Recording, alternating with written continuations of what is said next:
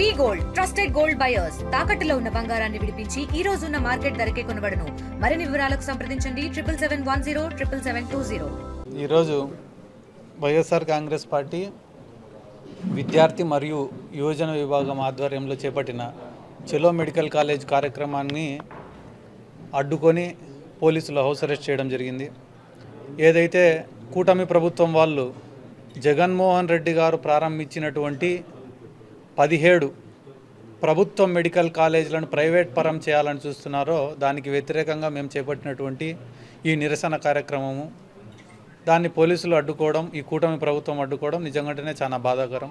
దానికి వాళ్ళు చెప్తున్నటువంటి రీజన్ ఏమరా అంటే పిల్లలకు పరీక్షలు ఉన్నాయి, ఆ పరీక్షలు డిస్టర్బ్ కాకూడదనే ఉద్దేశంతోనే మీకు పర్మిషన్ని రిజెక్ట్ చేయడం జరిగిందని చెప్తున్నారు. కానీ ఎగ్జామ్ ఉండేది మధ్యాహ్నం 12:30 వరకు 1 గంట వరకు. ఒకవేళ వాళ్ళు అనుమతి ఇవ్వాలనుకుంటే ఆ తర్వాత అయినా కూడా ఇచ్చింటే మేము కూడా ప్రశాంతంగా వెళ్ళి శాంతియుత వాతావరణంలో మా నిరసన తెలపాలని అనుకున్నాం. ఎందుకంటే గాన గవర్నమెంట్ కాలేజ్ కానీ గవర్నమెంట్ హాస్పిటల్ అనేది కానీ ప్రభుత్వం ప్రజల యొక్క ఆస్తి. దాన్ని ఈరోజు ప్రైవేట్ పరం చేసినా కూడా రాష్ట్రంలో ఏ ఒక్కరూ మాట్లాడకూడదు. అది డాక్టర్లైనా మాట్లాడకూడదు, సామాన్య జనాలైనా మాట్లాడకూడదు, విద్యార్థులైనా మాట్లాడకూడదు, ఎవరు కూడా మాట్లాడకూడదు. మీరు ఎన్ని మాట్లాడినా కూడా మేము లెక్కలోకి పెట్టమనే ఉద్దేశంతో వాళ్ళు నిన్ననే టెండర్స్ కూడా కాల్ చేయడం జరిగింది. కాబట్టి ఈరోజు వాళ్ళు టెండర్స్ కాల్ చేయొచ్చు.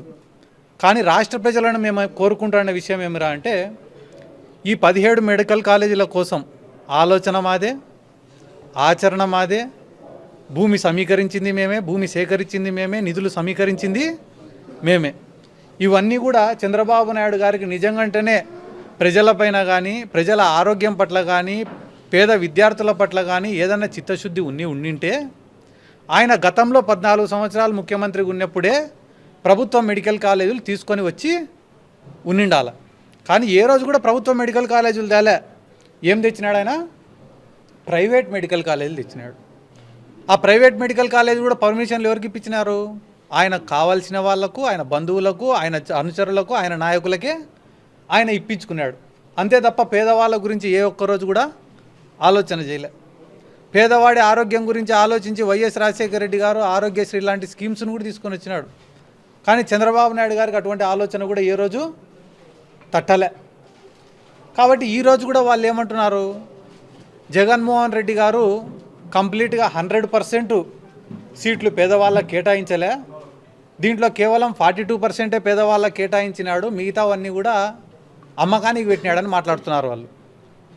ప్రభుత్వ కాలేజీలు అనేటివి ప్రభుత్వానికి భారం కాకూడదు, వాటిపైన అవి మెయింటైన్ అయ్యే పరిస్థితుల్లో ఉండాలనే ఉద్దేశంతో ఆ జీవోని తీసుకొని రావడం జరిగింది. ఒకవేళ డొనేషన్లు వచ్చినా, బి కేటగిరీలో ఎవరైనా డబ్బులు కట్టినా ఆ డబ్బులు ఎవరికి పోతాయి? గవర్నమెంట్కే పోతాయి. ఎప్పుడు? గవర్నమెంట్ కాలేజీగా ఉన్నప్పుడు. ఒకవేళ ప్రైవేట్ పరం అయితే కానీ వచ్చే డొనేషన్లు కానీ వచ్చే డబ్బులు కానీ ఎవరికి పోతాయన్నా? ప్రైవేట్ ఓన్ జేబులోకే పోతాయి. గవర్నమెంట్కి వస్తాయా? రావు. ఎందుకు 8,000 కోట్లు ఖర్చు పెట్టేదానికి ఒక 5,000 కోట్లు 6,000 కోట్లు ఖర్చు పెట్టేదానికి ప్రభుత్వం దగ్గర డబ్బులు లేవంట. అమరావతి ఘటనకి లక్షల కోట్ల డబ్బులు ఉన్నాయంట. కానీ పేదవాని ఆరోగ్యం బాగు చేసే హాస్పిటళ్ళు కట్టడానికి, పేద విద్యార్థుల్ని చదివించేదానికి, కాలేజీలు కట్టడానికి మాత్రం 5,000 కోట్లు 6,000 కోట్ల డబ్బులు లేవంట. సెంట్రల్ గవర్నమెంట్తో ఫైనాన్షియల్ టైఅప్స్ కూడా అయిపోయినాయి, అగ్రిమెంట్లు కూడా అయిపోయినాయి. వాటిని కంటిన్యూ చేస్తే 17 మెడికల్ కాలేజీలు పూర్తి అయితే జగన్మోహన్ రెడ్డి గారి బ్రాండ్, జగన్మోహన్ రెడ్డి గారి పేరు ఈ రాష్ట్ర చరిత్రలో నిలిచిపోతుందని ఒకటే ఒక్క ఉద్దేశంతో, ఆయన పేరును చెరిపేయాలనే ఉద్దేశంతో ఈరోజు ఈ ప్రభుత్వ మెడికల్ కాలేజీలను ప్రైవేట్ పరం చేస్తున్నారు. అసలు గవర్నమెంట్ కాలేజీలు గొప్పవే, ప్రైవేట్ కాలేజీలు గొప్పవే? దీనికి సమాధానం నేనో మీరో ఎవరో ఒకరు చెప్పాల్సిన అవసరం లేదన్నా. ఎవరైనా కూడా ఎంబీబీఎస్ బైపీసీ రాసిన తర్వాత, ఎవడైనా కూడా ఎంబీబీఎస్ ఎంట్రన్స్ ఎగ్జామ్ రాసిన తర్వాత వాళ్ళ కౌన్సిలింగ్కి పోతే టాప్ మోస్ట్ కాలేజీలు ఏముంటాయన్నా? గవర్నమెంట్ కాలేజీలు ఉంటాయి. బెస్ట్ ర్యాంక్ వచ్చిన వాళ్ళకు, మెరిట్ మార్క్స్ వచ్చిన వాళ్ళకు ఫస్ట్ ఎక్కడ సీటు కేటాయిస్తారు? గవర్నమెంట్ కాలేజీలో సీటు కేటాయిస్తారు. ఎవరికైనా తక్కువ మార్కులు వస్తేనో, తక్కువ ర్యాంక్ వస్తేనో లాస్ట్ మిగిలిపోయిన ప్రైవేట్ కాలేజీలలో వాళ్ళని అకామిడేట్ చేస్తారు. అంటే దీన్ని బట్టి మనం అర్థం చేసుకోవాల్సింది ఏంది? Government colleges are the best. దాని యొక్క వసతులు ఏ రకంగా డెవలప్ చేయాలా, దాని యొక్క ఇన్ఫ్రాస్ట్రక్చర్ ఏ రకంగా డెవలప్ చేయాలా, దానికి నిధులు ఏ రకంగా తీసుకొని రావాలా అని చెప్పి మనం ఆలోచన చేయాలి. కానీ ప్రభుత్వము ఈ గవర్నమెంట్ హాస్పిటల్ని మెయింటైన్ చేయలేకపోతుంది, దీనికి మా కాడ అంత డబ్బులు లేవు, మేము చేతగాని వాళ్ళము, ఎవడో ప్రైవేట్ వాడు వచ్చి మాకు ఫండింగ్ చేస్తే తప్ప మేము ఈ మెడికల్ కాలేజీలను నడపలేమని చెప్పడం ఈ కూటమి ప్రభుత్వం యొక్క చేతగానితనం. ఈరోజు మొదటిగా ప్రైవేటు మెడికల్ కాలేజీలు ప్రైవేటైజేషన్ చేస్తున్నారు, పబ్లిక్ ప్రైవేట్ పార్ట్నర్షిప్లోకి తీసుకొని వస్తున్నారు గవర్నమెంట్ మెడికల్ కాలేజ్ని.